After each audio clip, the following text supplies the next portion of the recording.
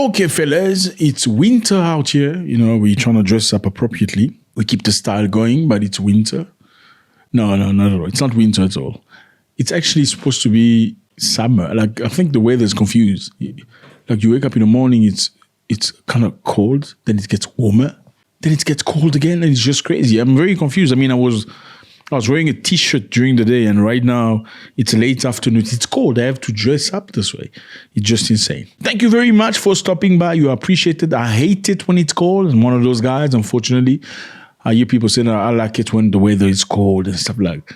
Well, I don't know how you made of. I hate it when it's cold. The two things I really hate.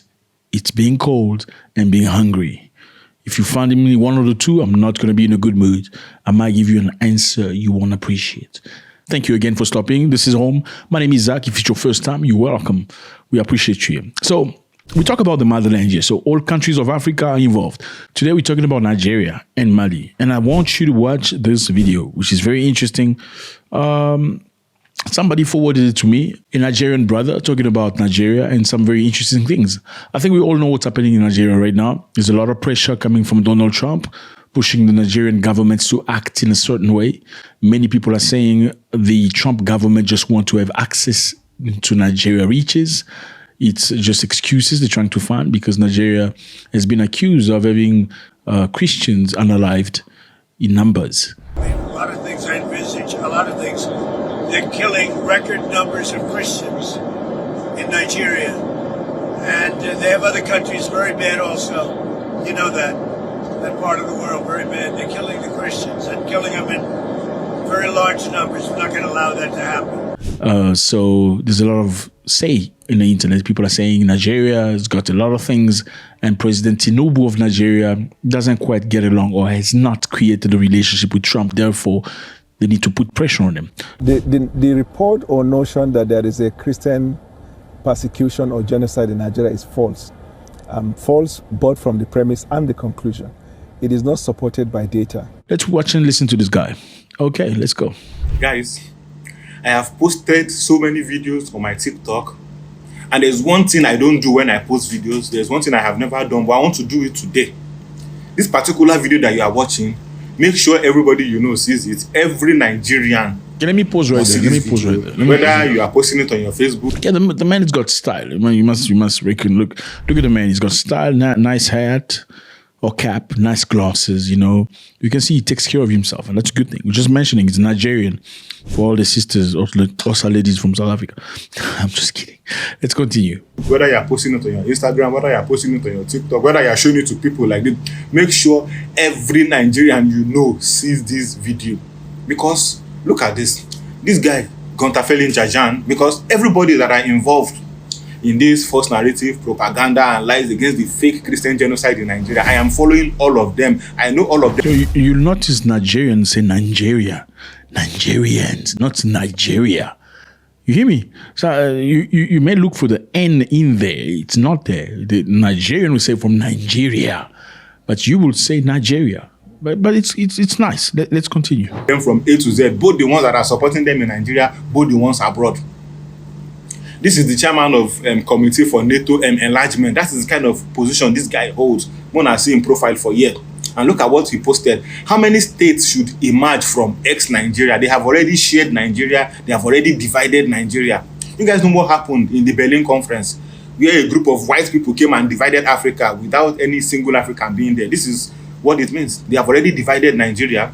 And the people that have been calling on these people to come and do this kind of thing, they are already celebrating. But now they are angry and they are fighting this man. Do you know why they are fighting him? Because when he divided Nigeria on his own, he put Yoruba, Hausa. Then when he wanted to put Igbo, he put Igbo, IBO. And anytime we spell Igbo as IBO, they get angry. But that's exactly what he did here. Okay, let's pause right there. All right. The map behind him is a map of Nigeria, but it's a map that is sectioned into small parts, which is not region, which are countries. Now, if you read on top, this man, Gunther Verheijen, is a German guy from his name, says how many states should emerge from ex-Nigeria, meaning Nigeria will not exist anymore. But from ex-Nigeria, how many states will emerge? It's like a teaser. Now this brother is explaining. Let's continue. And even look at it here, I already enlarged it here. See it.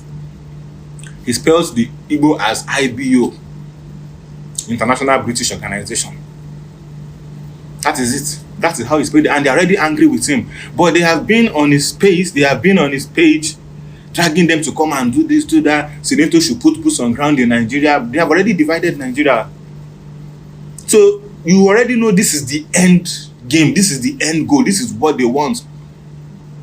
Divide and conquer tactics, divide and rule. This is what they have been planning for. And the reason why they are coming out like this is because Tinubu said no to so many things. They wanted to send the refugees to Nigeria. Tinubu said no. Okay, that's very interesting. They wanted to send deportees from the United States of America to Nigeria as a dustbin kind of country, okay?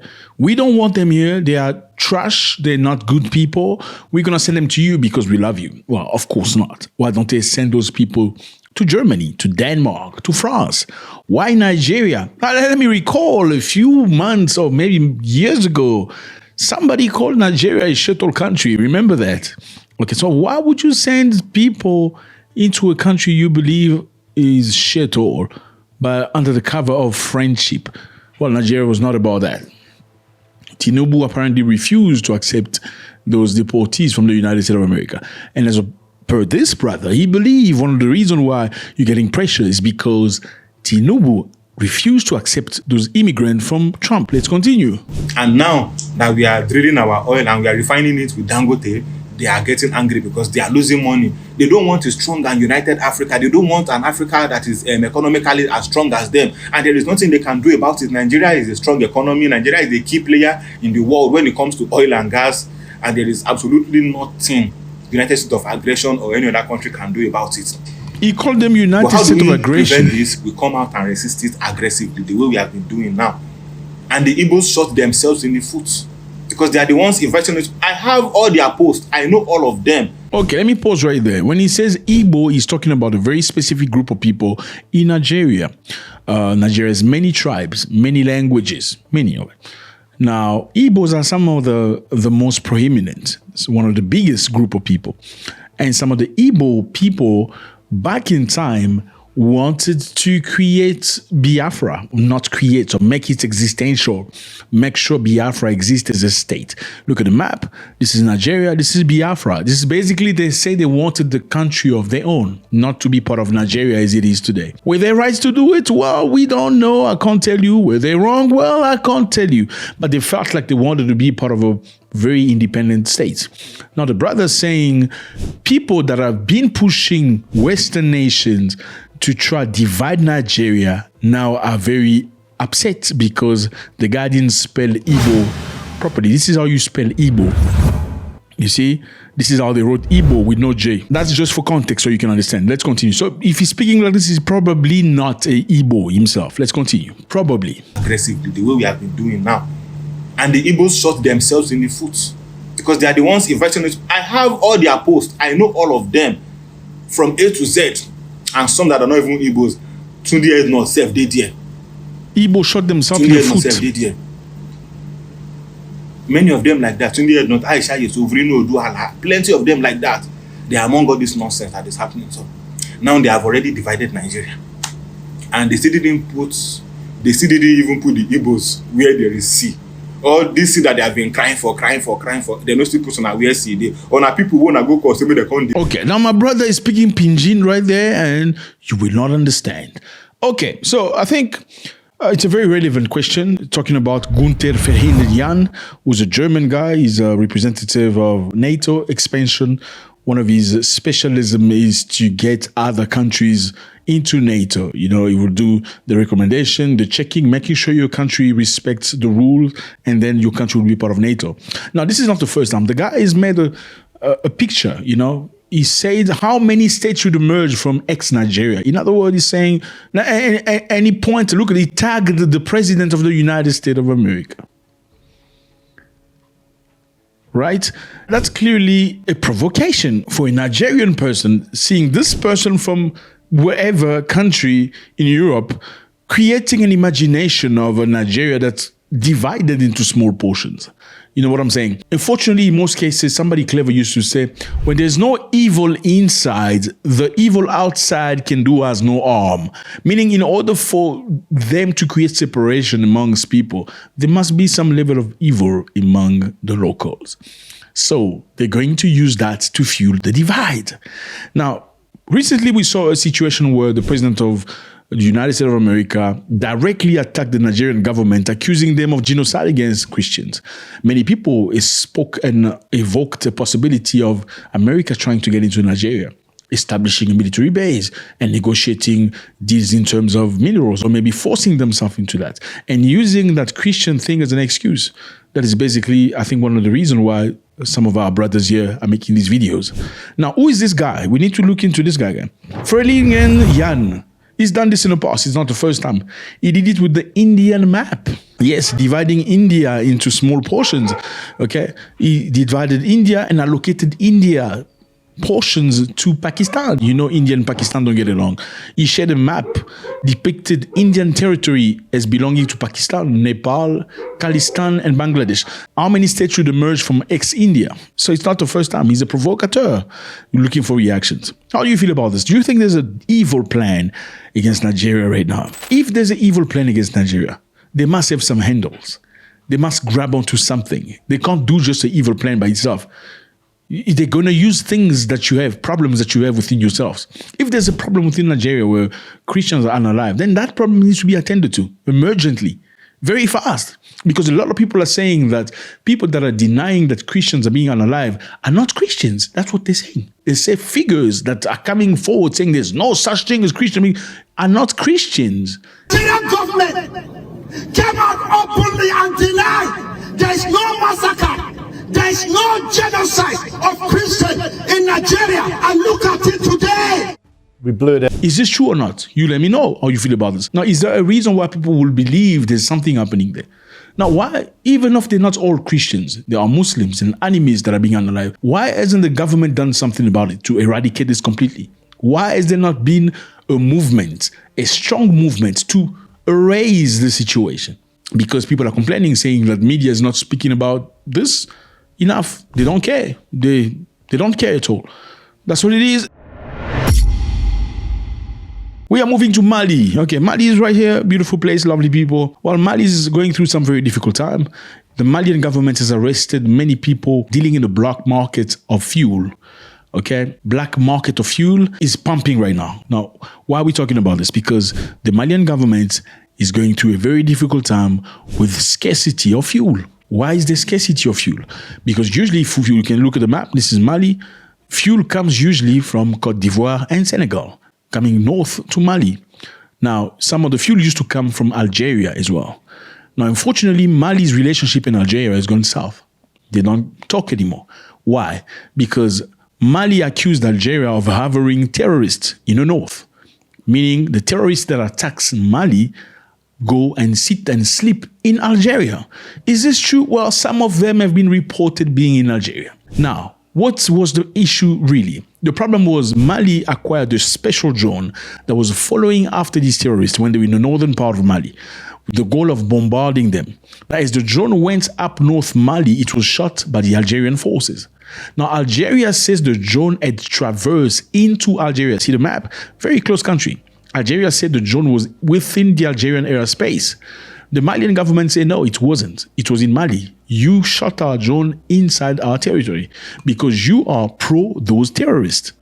That's when things went south. The Malian authorities asked the Algerian authorities to provide them with evidence of the violation of their airspace by a Malian reconnaissance drone. No satisfactory response to the Malian request has been forthcoming for 72 hours. The transitional government concludes with absolute certainty that the Malian Armed Security Forces drone was destroyed as a result of premeditated hostile action by the Algerian regime. Mali called back its ambassador. Algeria called back its ambassador. After doing that, Burkina Faso and Niger got angry as well, and because they friend with Mali, they also were strong with Mali. Now, Algeria decided to shut down. Algeria used to provide Mali with petroleum, okay, illegally, but it was done. That's helped Mali a lot with fuel. Remember, Mali pulled out of ECOWAS, and ECOWAS, these countries here, okay? And all of these countries here are part of ECOWAS. They're not supposed to be talking to Mali anymore. But Cote d'Ivoire and Senegal are still trading with Mali, sending fuel. Now, because Cote d'Ivoire needs the money and Mali need the fuel, in spite of the fact that the political bodies are not talking to each other, the private company dealing in oil are still trading, buying and selling. Now, the big problem is what? Terrorists in this area have been blocking the oil from entering the capital. Whenever fuel, whatever, comes from any country and are trying to get to the capital, it gets blocked and stopped, attacked, burnt and stuff. It's been very difficult. Mali, in fact, has asked school to close for about 2 weeks before they get solution to this. Classes will be suspended throughout the national territory from Monday, 27th of October 2025 to Sunday, 9th of November 2025. Classes will resume on 10th of November 2025. This decision is due to disruptions in the supply of fuel, which have affected the movement of school staff. To ensure educational continuity and the completion of study programs, arrangements are being made to adjust the school and university calendars.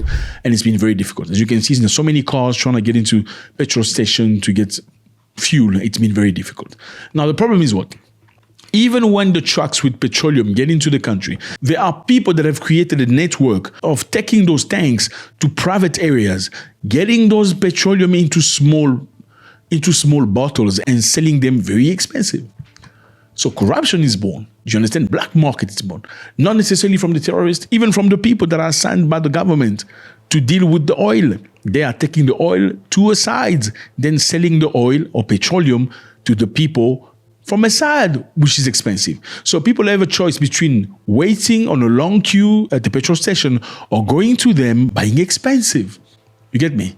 Great stuff. It was a long story, but I think you understand. Now, the Malian government have arrested these people in this condition. I think they should take them and shoot them. Yeah, I think Africa should start shooting people. People that are corrupt, people that steal from the government, people that take money that's supposed to build hospitals, money that's supposed to build schools, relevant, important things like this. You take them and shoot them. Why? Because it works. Because Africans don't listen. I'm sorry. Yeah, it works. Why it works? Because those people should be judged. Why? That's the only way they listen. In China, whenever people were grabbed into situation of corruption, stealing, they were taken and boom, boom, boom, boom. It's over. That's how you develop. One of the main reasons why Africa don't move forward is corruption, lies, greed, and stuff. If you don't stop that stuff, people will continue. That's what it is, fellas. Let me know how you feel about this. From Nigeria first, and this man named Gunther Van Hererjan from Austria, okay? He thinks Nigeria should be split into many, many parts. Well, there are some Nigerians, unfortunately, that still believe in Biafra. They believe there should be an autonomous state. Well, they're going to use that as a tool to separate you guys for real. Let me know how you feel about that. And then, do you think these people that steal and loot and take from government should be bow? Let me know. God bless.